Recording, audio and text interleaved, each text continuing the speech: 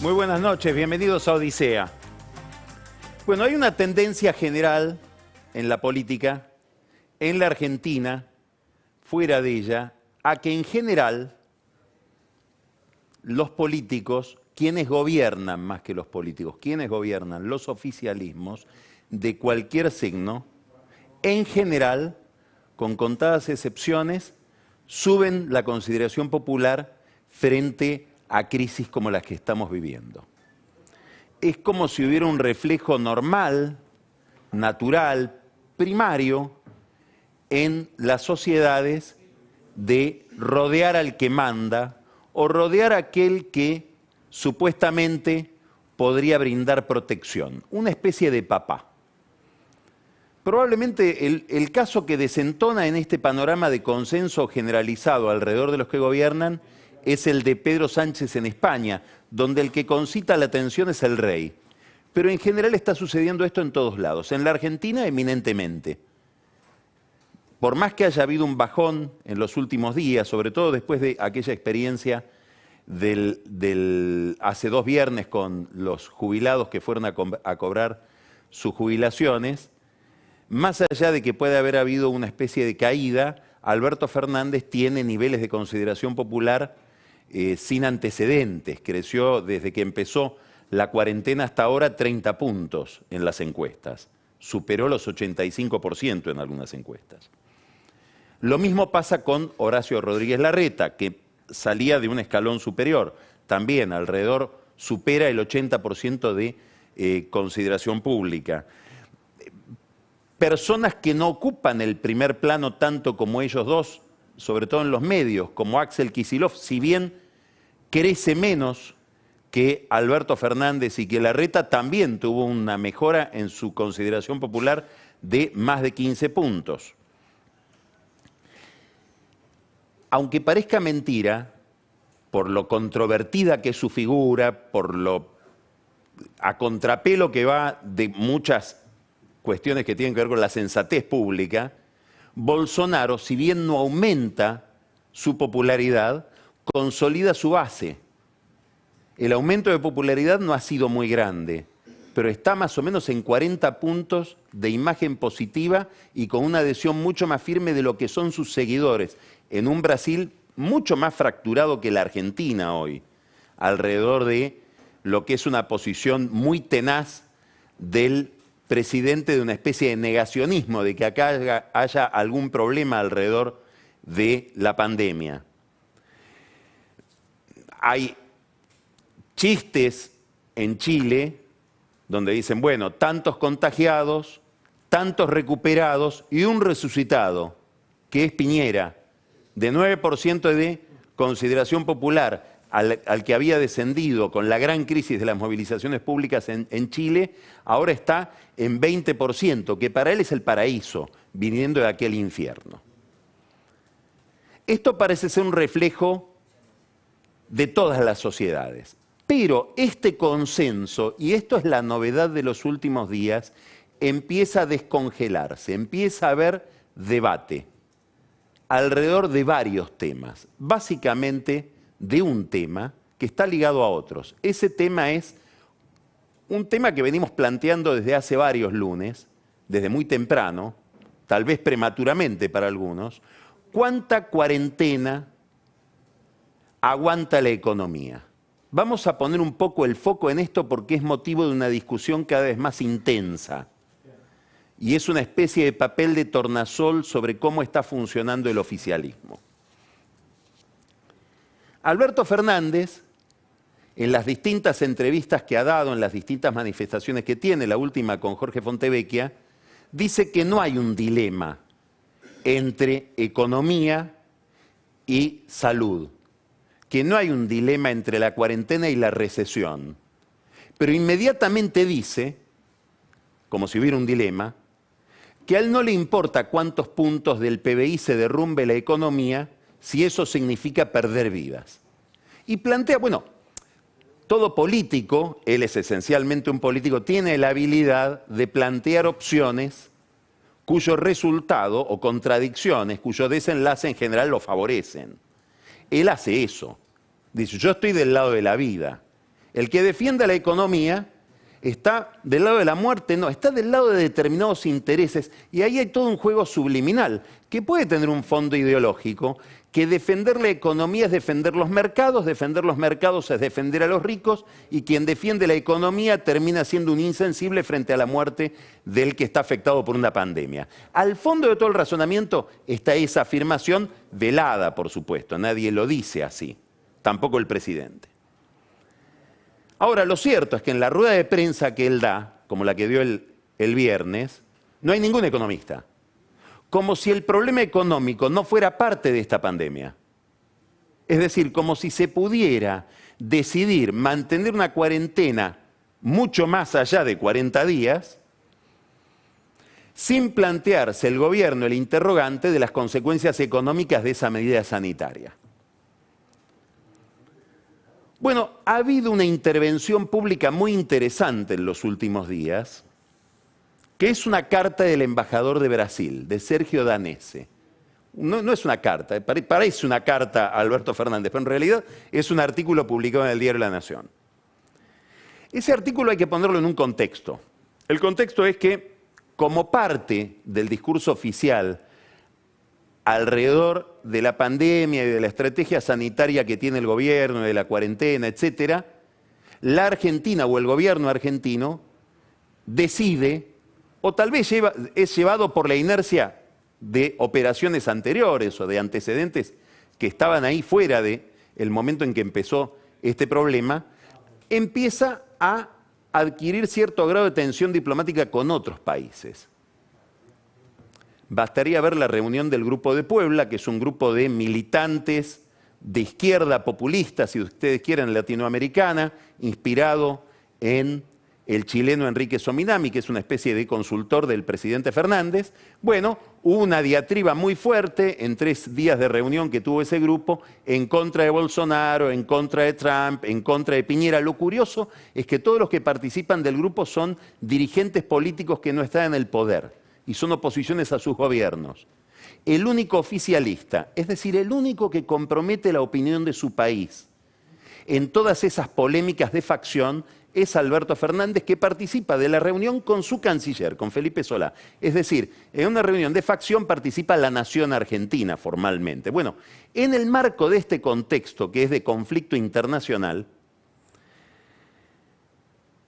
que aparentemente por ahora no tiene costo, interviene el embajador de Brasil explicando qué significa la contradicción que le plantea el presidente Fernández a Brasil en una entrevista, otra entrevista que le da a Horacio Veroitsky, donde plantea que Brasil es una especie de ente contaminador de toda la región por las políticas erráticas, o por lo menos más que erráticas, equivocadas de Bolsonaro. Me interesa este concepto de la carta del embajador de Brasil que se da en este contexto diplomático. Él dice ahí, probablemente para defender el énfasis que pone Bolsonaro en que no se derrumbe la economía, dice lo siguiente: es un error pensar que las medidas económicas, la política económica, la ayuda económica, es un alivio frente a la cuarentena. No, es la condición de posibilidad de la cuarentena. Es imposible que yo le pida a la gente que permanezca encerrada si no estoy pensando una solución o una estrategia, no para su situación económica presente solamente, especialmente para los más pobres, sino futura. ¿Qué quiere decir ese planteo en la carta del embajador de Brasil? Que si yo no tengo una estrategia económica, hay un momento en que la gente va a salir a la calle desobedeciendo las opiniones o las prescripciones de los sanitaristas, sobre todo los que menos tienen. ¿Por qué? Porque tienen muchas menos posibilidades de gastar ahorros para mantenerse adentro. Esto está, lo decíamos la semana pasada, brillantemente explicado en una nota del New York Times, donde explica que los que más tienen necesidad de salir son los pobres, no los ricos. Al rico yo le puedo pedir que se quede 2 meses en su casa, comiendo sus ahorros u obteniendo recursos de una manera que no necesita cruzar la puerta de su casa. Al pobre no. Hoy vamos a hablar con la hermana Cecilia Lee, que está allá en la Villa Itatí, y es la líder o la organizadora de una cooperativa de cartoneros. Vamos a ver cómo vive ese mundo tan cercano a nosotros físicamente, tan distante de nosotros imaginariamente esta cuarentena. Quiere decir que es verdad lo que dice Fernández. No hay una contradicción entre salud y economía. Y el que pide por la economía, al final de todo está pidiendo también por la vida, no de los que se pueden morir de hambre, de los que pueden morir del coronavirus, que sin una salida económica no podrían estar dentro de su casa. Por eso hace falta que en la mesa del poder, donde se discute la cuarentena, la pandemia, la estrategia sanitaria, haya una reflexión de carácter económico.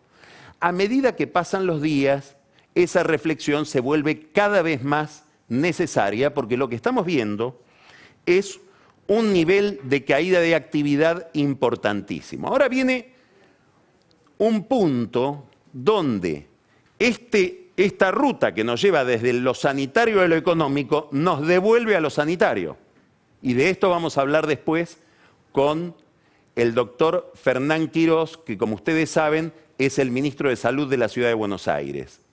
¿Hasta qué punto podemos pensar, podemos darnos una estrategia de salida de la cuarentena, de salida racional de la parálisis económica, si no tenemos un diagnóstico bastante preciso de quiénes están contaminados, quiénes pueden contaminarse, etcétera, a través de testeos? Este es el segundo debate que se descongeló entre los sanitaristas, entre los epidemiólogos. ¿La Argentina hace el suficiente número de testeos? Y esto nos lleva a otra pregunta. ¿La Argentina tiene los reactivos para hacer el número de testeos recomendable? Todo eso lo vamos a hablar después con alguien que sabe, que es el doctor Quirós. ¿Por qué es importante esto? Porque todo esto es un complejo de problemas, un sistema de cuestiones que nos lleva a pensar en la cuestión económica. ¿Qué quiere decir la cuestión económica? Un nivel de derrumbe de la economía pavoroso, que no es que va a suceder, que está sucediendo. Hay estudios de especialistas que calculando, claro, de manera aproximada, pero lo más fina posible, cuáles son los sectores que se están destruyendo más de cada actividad económica, calculan que escuche bien, por cada semana de cuarentena cae un punto del producto. Quiere decir que desde el comienzo de la cuarentena hasta la primera semana de junio, que presumiblemente es hasta cuando va a durar como mínimo, vamos a tener una caída del producto del 10%. Esto es una cifra pavorosa. Alberto Fernández dice, me hace acordar al momento en que llegué con Néstor a la presidencia. Y ahí hay otro error. Está bien, es político, pero no es historiador, es abogado. ¿Por qué digo otro error? Porque cuando Fernández llegó a la presidencia, lo que estaba sucediendo era un país que iba del 2001 al 2004. Él está yendo ahora de un 2004 muy defectuoso, porque como vamos a ver, la Argentina tenía comorbilidades en materia económica, hacia el 2001. Néstor entró al poder, Kirchner, con Fernández, cuando la Argentina estaba saliendo de la crisis. Fernández entra en crisis y con una crisis que se va a agudizar. Pero esta no es la única diferencia, no es la forma del ciclo, la diferencia entre este momento y aquel otro. La diferencia tiene que ver con el tiempo. El tiempo es cualitativo en política, no es solo cuantitativo. Hace al fenómeno político. No es lo mismo que caigan 10 puntos del producto o 20 entre el 98 y el 2002, como sucedió en lo que llamamos estilizadamente la crisis del 2001, que fueron 5 años de recesión, a que ese mismo fenómeno se produzca en apenas 2 meses o 3. Porque el impacto que tiene es mucho más traumático, no solamente desde el punto de vista material, sino emocional y psicológico. Es decir, que nosotros estamos viviendo lo que llamamos aquella larga recesión de la crisis del 2001 en meses, en semanas.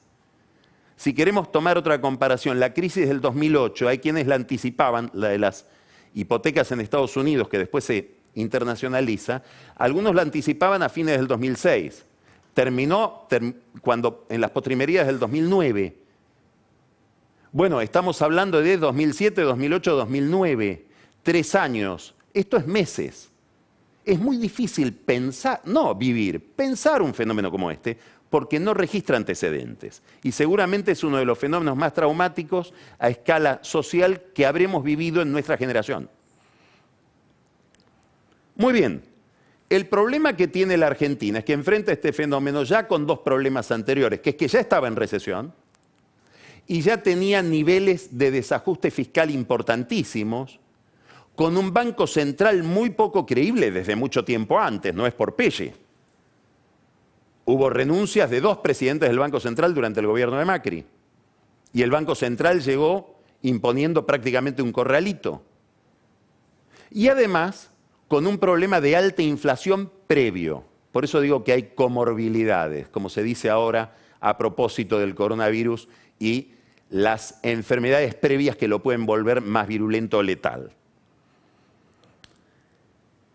Vuelvo a decir entonces, en este contexto, dada la complejidad del problema, que sería muy bueno que en las mesas donde el presidente da explicaciones hubiera un economista, Guzmán o el que pueda darlas las explicaciones. ¿Por qué? Porque esto, que tiene que ver con la economía, no es algo que afecte, entre comillas, a los mercados, que pareciera algo de élite, más allá de que el mercado seamos todos.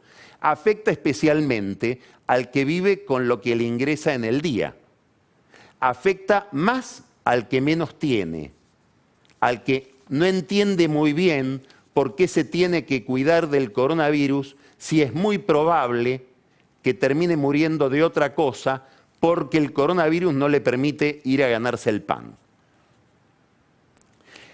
Esto es en la zona más dramática de la sociedad, que es la de los más vulnerables. En el resto de la sociedad estamos frente a problemas de gran dimensión porque empieza a haber una ruptura de la cadena de pagos. Es acá donde también uno observa una cantidad de pensamientos en la economía que no pueden concebir el sistema en su conjunto. Por lo tanto, los equilibrios generales. Bueno, cortemos acá y apliquémosle un impuesto a estos que son los ricos. Bueno, si el rico no le puede pagar al banco la deuda que tomó para su empresa, no importa que entre en default. Bueno, eso puede hacer mucho más daño que la quiebra de 20 pymes. Pero como es rico, creemos que no nos toca, que toca solo a los ricos. Empieza a haber una sucesión de incumplimientos que pone en tela de juicios. Acá hay un tema central, los contratos. Si uno mira cómo piensan estas crisis los países anglosajones, si uno mira, por ejemplo, la lógica de la ayuda del gobierno americano, no estoy hablando de Trump, estoy hablando del poder ejecutivo y del poder legislativo de los Estados Unidos, lo que observa en la lógica de esos salvatajes es que se trata de salir de la emergencia tratando de vulnerar lo menos posible la trama de contratos que constituye toda la economía, de contratos entre personas e instituciones, contratos de distinta naturaleza. Y si el contrato tiene que ser puesto en tela de juicio, la misma ayuda dice en qué tiempo prevé que ese contrato se va a restablecer. Entre nosotros pareciera que es al revés, que la primera solución es romper los contratos. Pongo un ejemplo sencillo. A la primera tensión que hubo con la fábrica que produce los respiradores en Córdoba, prácticamente se intervino la fábrica. Y se le dijo, no vendés más salvo a nosotros. Bueno, seguramente va a haber un juicio de la provincia de Mendoza que tenía un contrato con esa fábrica. A la larga va a haber un juicio donde lo terminará pagando después el Estado Nacional por la decisión que tomó para que se cumpla el contrato que se había establecido. Tal vez no era necesaria intervenirla, tal vez había que conversar, pero se la intervino. Estamos viendo la ruptura de una cantidad de contratos que va a dar o va a generar un problema similar al que vivimos en el año 2001 y al que se vivió sobre todo en Estados Unidos en el año 2008, una avalancha de judicialización de los conflictos. Acá va a haber que esperar mucho del Poder Judicial a ver qué creatividad tiene para resolver un gran nudo con el que nos vamos a encontrar en términos jurídicos. Por aquel que no puede pagar, aquel que quiere cobrar, aquel que no puede cumplir. Es un tema de extraordinaria complejidad. Hay que recordar que en una circunstancia similar se abrió una ola de conflictos por la cual estuvimos 20 años litigando en el CIADI.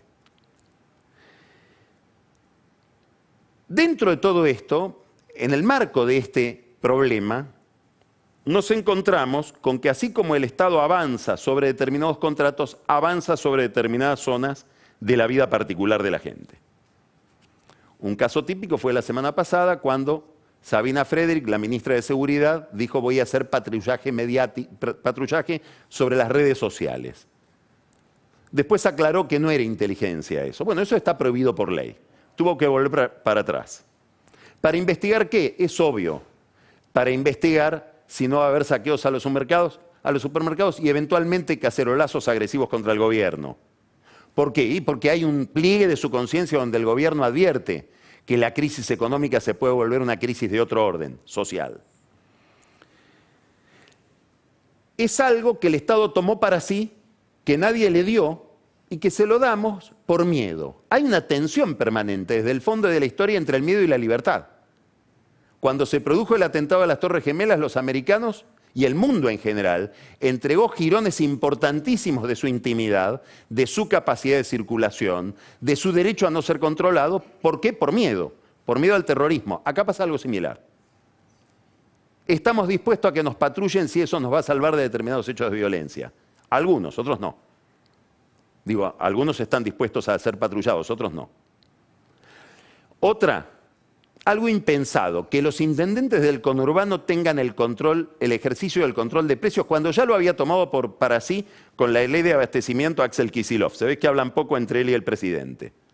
Bueno, es una facultad que se dio ahí, que hoy la entendemos como lógica, porque hay un gran temor a una estampida de precios que en muchos casos se está dando. Habrá que ver si después queremos mantener esa concesión. Siempre se pone el mismo ejemplo. El impuesto a las ganancias se puso en 1932 por una sola vez. Por una sola vez, lo seguimos pagando. Año a año se va prorrogando. Una más, de la que se habló poco y es importantísima. Hay una decisión del gobierno por la cual, si una sociedad anónima, escuche bien, si una sociedad anónima pide un crédito, supongamos una pequeña empresa, una mediana empresa que es una sociedad anónima, pide un crédito de estos créditos de emergencia. Bueno, la AFIP empieza a estar autorizada para revelarle al Ministerio de Trabajo, eventualmente al Banco Central, a otras dependencias del gobierno y del Estado, el secreto fiscal, pero escuche bien, no de la sociedad anónima, de los socios individuales, personas físicas de esa sociedad anónima. Es un avance extraordinario sobre un derecho que es el derecho a la intimidad fiscal. Esto sí es la violación de un contrato entre el individuo y el Estado. Porque es obvio jurídicamente, y el presidente es abogado, que una persona jurídica, sociedad anónima, es distinta de las personas físicas que la integran como socios. Si usted tiene una sociedad anónima con otra persona, el Estado puede querer acceder para darle un crédito al secreto fiscal de la sociedad anónima, pero no por eso usted tiene que entregar la intimidad fiscal de su socio. Dónde tiene el dinero, cuánto dinero tiene, si paga o no los impuestos por él, que es un secreto que tiene la AFIP y que está resguardado por ley. Bueno, este es otro avance del Estado sobre la esfera privada que tiene que ver con el miedo, con la situación de emergencia, con las enormes delegaciones de poder que le damos al Estado cuando estamos en crisis. Acuérdese que la ley de emergencia económica se sancionó en el año 2002, en el marco de aquella gran emergencia de la crisis del 2001, y duró hasta el 2018. Es decir, el kirchnerismo pasó todo el apogeo de la economía, una era de bonanza sin antecedentes, en el marco de una ley de emergencia económica que le daba facultades extraordinarias. Estos son algunos de los aspectos que tienen que ver con la economía. Olvidado prácticamente ya, en un tercer nivel, como le dijo, en un segundo o tercer plano, como le dijo el presidente a Horacio Verbitsky, quedó la cuestión de la deuda. El gobierno la va tratando de manera bastante, diríamos, arbitraria. Por ejemplo, acaba de reperfilar la semana pasada la deuda en dólares de los que están bajo jurisdicción argentina. No se sabe por qué no hizo lo mismo con los de jurisdicción extranjera. Con esa gente se sigue negociando. Escuche bien porque es importante, acá hay algo novedoso. Martín Guzmán está tratando con una serie de fondos, que son los fondos que tienen la gran masa de títulos de la deuda argentina bajo jurisdicción New York, es decir, los que tienen que ir a litigar a lo que era el antiguo juzgado, para poner una metáfora del juez Griesa, hoy juez Apresca. Grandes fondos como Gramercy, PIMCO, BlackRock, Templeton, FinTech, están dialogando. Están dialogando de manera cada vez más tensa. Claro, esos fondos quieren cobrar algo que se parezca a lo que tienen. Donde dice 100, cobrar 50. Y hoy 50 es muchísimo. Porque esos títulos, en el marco de incertidumbre de esta crisis, y sin que se sepa cuál es la estrategia argentina de salida de la crisis, valen 25. Bueno, la novedad de estas horas es que le digo, tentativamente, habría un 90% de posibilidad de que el ministro Guzmán haga una oferta esta semana, en las próximas horas, al mercado, a esos fondos, para un acuerdo que probablemente él ya sepa no va a ser aceptado. Es decir, estamos al borde de entrar en default con la deuda en dólares bajo jurisdicción internacional o jurisdicción New York. Esto plantea un problema que, como ustedes saben, es grave porque la Argentina vuelve al default, que es otra forma de romper un contrato. Y desata una cantidad de incógnitas. Primero, si es correcto haber llegado a este momento para declarar el default o para ir a un conflicto, si es que finalmente se termina en un conflicto, que es lo más probable. ¿Por qué? Porque muchos dirán, bueno, si terminás en una no reestructuración, si llamamos al mago de las reestructuraciones para reestructurar y no reestructuramos, ¿por qué no declararon el default el primer día y se ahorraban una cantidad de miles de dólares que ya les pagamos a los acreedores? Miles de millones de dólares. Es decir, hubo una estrategia consistente del gobierno. El gobierno que me va a decir, nadie vio la pandemia. Bueno, algún día se hará la historia de cómo fue la reestructuración de esta deuda o el tratamiento de esta deuda y qué consistencia tuvo. ¿Por qué? Porque muchos economistas muy serios decían que la situación fiscal de la Argentina, en medio de una recesión, solo nos conducía inevitablemente al default que Alberto Fernández tendría que haber declarado desde el primer día. Sí, con todo el costo que eso significa, conscientes de ello. Pero lo otro hubiera sido ir al default más adelante. Bueno, la Argentina está ante este problema que agrega una dificultad. ¿Por qué? Porque no es el default del Estado. Una empresa sana, que van a quedar pocas, que pida crédito desde un país en default, paga más la tasa de interés por su crédito. Le sale más caro el financiamiento, el dinero que tiene que conseguir para su inversión. Y aquella empresa multinacional que está eligiendo dónde radicarse, si en Brasil, en Chile, en la Argentina, en Uruguay, mira una variable clave para hacer su negocio, que es el costo del dinero. Y eso orienta la inversión territorialmente.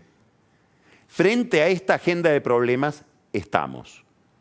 ¿Qué va a hacer el fondo frente a todo esto? Es otra interrogación. Hace 2 lunes, en este mismo programa, Alfonso Pratgay decía que es la hora de que los organismos de crédito multilaterales se despabilen, dicho de otra manera, se olviden del ritual burocrático y extienda una ayuda importante a los países en vías de desarrollo como la Argentina, y sobre todo a los más pobres. En las mismas horas en que participó de este programa, Pratgay publicó un artículo en el Financial Times en que le ponía una medida a esa ayuda, 300.000 millones de dólares. Bueno, yo hago una cuenta y si es 300.000 millones de dólares para toda la ayuda internacional, debería ser que la Argentina el fondo le tendría que condonar o aliviar su deuda en 20.000 millones de dólares, de los 57.000 que le debemos. ¿Cuál va a ser la relación de la Argentina con el fondo? Tampoco está claro. ¿Cuánto va a convalidar el fondo si se produce un conflicto que termine llevándonos a los tribunales? Tampoco está claro.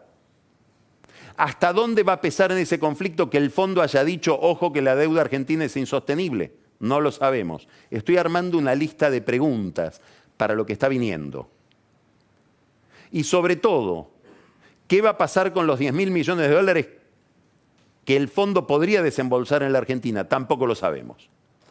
Quiere decir que, ahora vamos a hablar con el doctor Quirós, en materia sanitaria estamos un poco a tientas, todo el mundo está a tientas respecto de lo que va a pasar. Parte del problema sanitario es el problema económico. Tiene razón el presidente. No hay una contradicción. Nos tiene que dar respuesta a él sobre las dos cuestiones. Y como acaban de ver, sobre lo económico hay más preguntas que sobre el misterioso coronavirus. Empezamos Odisea.